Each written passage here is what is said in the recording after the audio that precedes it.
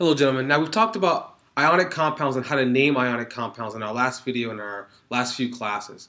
Now we're going to talk about how to name molecular compounds and how to draw the formulas for molecular compounds. Just a reminder, molecular compounds are compounds that consist of only nonmetals. So no metals are involved in a molecular compound, just like there are no metals in a molecule. Now, binary means two elements. And there are some rules incorporated in naming and drawing the formulas for molecular compounds. Here they are. Rule number 1 says name the element furthest to the left, which means closest to the metals, and that's usually written first. The exception is that when the compound contains oxygen and the chlorine, bromine, or iodine, oxygen is written last. So if you have a compound that has oxygen and one of these, oxygen is written last and the chlorine, bromine, or iodine is written first.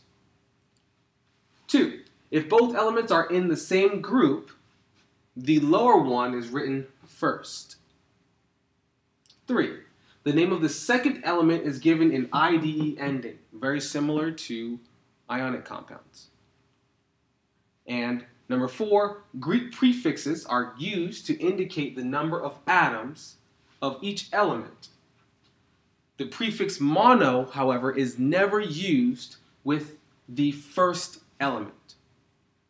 Let's look at the prefixes and do some examples. Your prefixes are mono for 1, di for 2, tri for 3, tetra for 4, penta for 5, hexa for 6, hepta for 7, octa for 8, nona for 9, and deca for 10. And these numbers represent the number of atoms in your chemical formula. For example, Cl2O.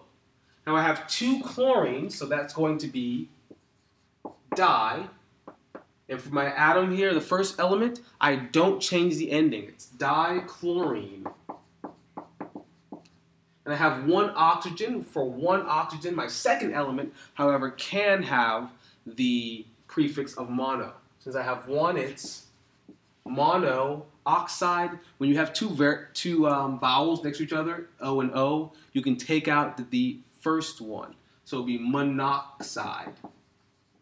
Instead of saying monoxide, monoxide. That's why you have carbon monoxide. Now for our next example, in F3, we have 1 nitrogen, 3 fluorines. Let's name this compound as a whole. Now nitrogen, I only have 1 here, but I never use the prefix mono with my first atom, my first element. I simply just name it as is. Nitrogen. It's understood to be 1 that way. And I have 3 fluorine atoms, so I have tri as my prefix there. And I change my ending of fluorine to fluoride. So I have nitrogen trifluoride. I have P4S10. P is phosphorus. I have 4 of them. So I go to tetra. So I have tetraphosphorus. 10 is deca. S is sulfur. I have deca sulfide. Well, next time you go to a restaurant or anything, I would like you to order a little bit of this with lemon, maybe, if that suits your fancy. And this is dihydrogen monoxide. So dihydrogen monoxide is what you drink during dinner. Please order some of that next time you go to a bar, or not a bar, you're too young, but a restaurant. But obviously some of these compounds are giving more common names, like water. This is common. That is the chemical scientific name for that compound. So please take notes on this. This one's fairly simple, but come prepared to use this in class.